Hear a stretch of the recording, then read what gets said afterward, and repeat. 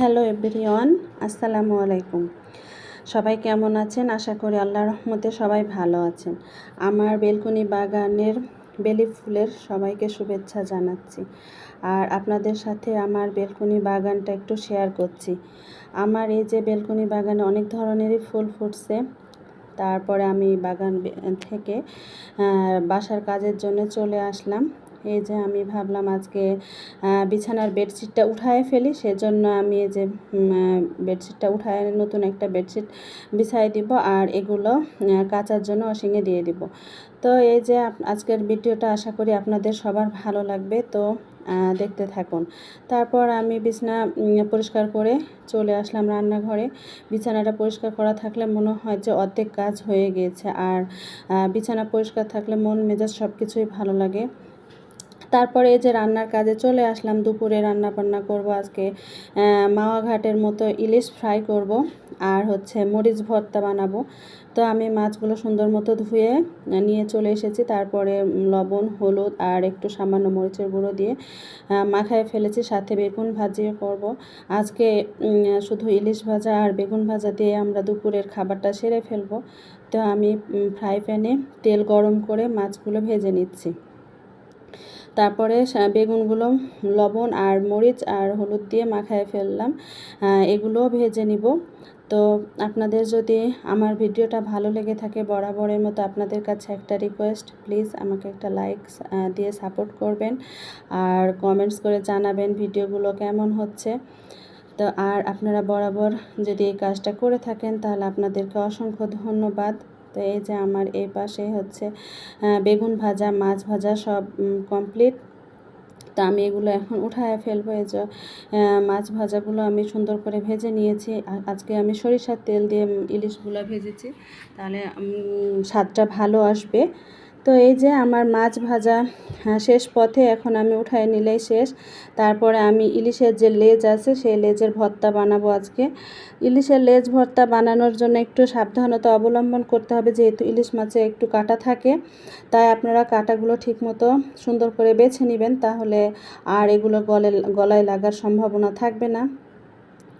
তো আমি এরপর বেগুনগুলো ভেজে নিলাম, কারণ ইলিশের তেলে বেগুন ভাজাটা অনেক মজার হয়। সেজন্য ইলিশের তেলেই বেগুন ভাজলাম, সাথে মরিচগুলো দিয়ে দিলাম। মরিচগুলো আমি মচমচে করে ভেজে নিব। তো আমার মরিচ ভাজাও হয়ে গিয়েছে। মরিচ ভর্তাতে মরিচ আর সামান্য লবণ আর পেঁয়াজ আর একটু কাঁচা সরিষার তেল দিয়ে দিলেই মরিচের ভর্তা হয়ে যায়। আর এটা অনেক ঝাল হয়েছিল, যেহেতু আমি অনেক ঝাল মরিচগুলো নিয়েছিলাম। আর হাতের কথা আর কি বলবো, সারাটা দিন আমার হাত জ্বালা করেছে। খাওয়ার জন্য এটুকু কষ্ট করাই যায়, সমস্যা নাই। আর যখন সবাই বলে খেতে মজা হয়েছে, তখন তো এই কষ্টগুলো আর মনে থাকে না। তো এই যে আমি এই বিষাক্ত মরিচগুলো বিষাক্ত বললাম কারণ এগুলো অনেক ঝাল ছিল, আর ঝালটা ভালোই লাগে খেতে মাঝে মধ্যে গরম ভাতে। তা আমি যে এখন একটু সরিষার তেল অ্যাড করে নিলাম। এই ভর্তাটা যা মজা হয়েছিল, সাথে একটু বেশি পেঁয়াজ কুচি দিয়েছিলাম। একদম মাওয়া ঘাটের পেঁয়াজ ভর্তার মতো করে নিয়েছি। তারপরে এই যে অনেক ডলে ডলে আমি ভর্তাগুলো মেখে নিয়েছি, আর দেখতেই তো পাচ্ছেন কি লোভনীয় হয়েছে। তারপর আমি এই যে ইলিশ মাছের লেজ ভর্তার জন্য চলে আসলাম।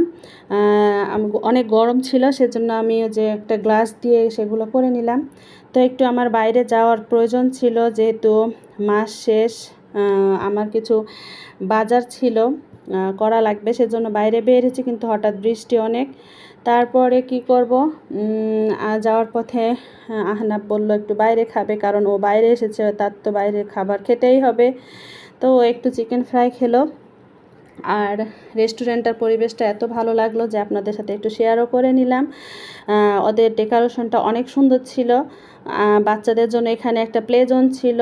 তো আপনাদের জন্য আমি একটু অল্প অল্প করে ভিডিও নিয়েছি। এই যে এখানে একটা গেম আছে, এই গেমটা সম্ভবত এই যে পুতুল ওঠানো লাগে। আহনাব খেলতে চাচ্ছিল, বাট আমি বললাম এখন খেলা হবে না, পরে খেলো। আর এই পাশটায় হচ্ছে ওনাদের একটা সেলফি জোন রেখেছে। এখানে দুইটা সুন্দর চেয়ার দেওয়া আছে, ডেকোরেশনটা অনেক সুন্দর হয়েছে। এখানে হচ্ছে আপনারা বসে ছবি টবি ওঠাতে পারবেন। আর এই যে ওনাদের এই পাশে এন্ট্রি। তো ওভারঅল মিলায়ে রেস্টুরেন্টের পরিবেশটা অনেক ভালো ছিল, আর বাইরে তো অনেক বৃষ্টি। আর এই পাশে আহনাপের খাওয়া দাওয়া। তো আমরা কোনো রকম বাজার করে চলে এসেছি। আর ফ্রি নেয়ার জন্য, আসলে ফ্রি নেয়া বলতে ফ্রি নিতে কার না ভালো লাগে। আর আমি বেশিরভাগ মুদিখানার বাজারগুলো আমি এলাকার দোকান থেকেই করি, কিন্তু এই যে বাই ওয়ান গেট ওয়ান যেগুলো পাওয়া যায় সেগুলো নেয়ার জন্যই আসলে আমি সুপার শপে যাই। তো আজকে আগুরায় গিয়েছিলাম, সেখানে ওনাদের অনেক ধরনের অফার থাকে বাই ওয়ান গেট ওয়ানের।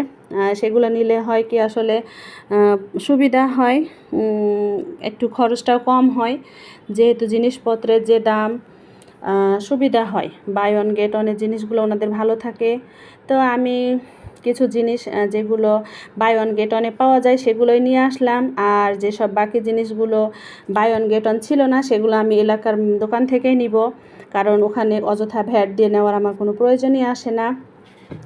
তো এই যে এখানে আমি টমেটো সসের এই প্যাকেটটা এবার নতুন দেখলাম, ভালোই লাগলো আমার। এখানে একটা বোতলের মতো মুখ দেয়া আছে, আমি এটা নিয়ে নিলাম, কারণ বোতলের অনেক দাম ছিল, প্যাকেটের একটু তুলনামূলক কম ছিল। আর এই যে এখানে বিভিন্ন ধরনের মশলার হালিম ছিল, এগুলো বাই ওয়ান গেট ওয়ানে ছিল, আমি বাই ওয়ান গেট ওয়ান পেয়ে এগুলোও নিয়ে নিলাম। তারপরে এখানে একটা বড় রিন ডিটারজেন্ট নিলাম, ওর সাথে একটা আবার ভিম লিকুইড ফ্রি ছিল, যেটা মেবি একটা অফার ছিল, কত টাকা যেন কম ছিল, সো যেটাও নিয়ে নিলাম। তারপরে যে hand wash buy two get one, তারপরে লিকুইড ডিশ ওয়াশ সেটাও বাই ওয়ান গেট ওয়ান ছিল। তারপরে কিছু লন্ড্রি সাবান নিয়ে নিলাম, তারপরে ভীম সাবানের সাথে ছোট একটা সার্ফ এক্সেলও ফ্রি ছিল। আর এই যে রিনের সাথে ভীমটা ফ্রি। তারপরে এই যে একটা সেমাই, তারপরে কিছু ঘড়ির ব্যাটারি ছিল, তারপরে ব্রাশটাও বাই ওয়ান গেট ওয়ানে ছিল, সরি বাই টু গেট ওয়ানে ছিল, এটা সেন্সোডাইনের ব্রাশ ছিল। তো এই অফারগুলো ভালোই লাগে। আগুরা স্বপ্ন এইসব সুপার শপে আবার এই চায়ের পাতার সাথে বয়ামটাও ছিল। তো এই বিস্কিটগুলোও বাই টু গেট ওয়ানে ছিল, বিস্কিটগুলো মজার ছিল অনেক। তা আমিও এখানে একটা নিয়ে নিলাম, কারণ এতে আমার মাস চলে যাবে। তো আমি বিস্কিটগুলো বয়ামে ঢুকাই ফেললাম, তাহলে খেতে অনেক সুবিধা হবে, কারণ খাওয়ার সময় প্যাকেট খুলে খেতে বিরক্ত একজনে, এক জায়গায় আমি এগুলা কেটে রেখে দিলাম। তারপরে আমি হচ্ছে যে এগুলো হচ্ছে নির্দিষ্ট জায়গায় সবগুলো রেখে দিব, তাহলে আমাকে আর খোঁজাখুঁজি করতে হবে না। মাসের প্রথমে সব কাজ গুছিয়ে নিলে সারা মাস একটু রিল্যাক্সে থাকা যায়, যেহেতু অন্যান্য আরও অনেক কাজ থাকে, তাই নির্দিষ্ট দিনে মাসের বাজারটা গুছিয়ে নিলে অনেক সুবিধা হয়। তো আমার একে একে 3টা প্যাকেটই কেটে ফেললাম, তারপরে দেখলাম যে না, বয়ামটা পূর্ণ ভর্তি হয়নি, তা আমি আরেকটা কেটে দিলাম। তারপরে এই যে আমার সব বিস্কিট কাটা শেষ। টিস্যু পেপার নিয়েছি কিছু, টিস্যু পেপারগুলো অফারে ছিল, মেবি কত টাকা যেন কম ছিল। তারপরে এই যে হারপিক ছিল, লাইজল ছিল, এটাও মানে একটার সাথে আরেকটা ফ্রি ছিল। তারপর আমি এগুলো নিয়ে নিলাম। এখন এই যে আমি এগুলো আমার ক্যাবিনেটের মধ্যে রেখে দিলাম, তাহলে আমার আর খোঁজাখুঁজি করতে হবে না, কারণ আমার একটা টয়লেট্রিজের একটা ঝুড়ি থাকে,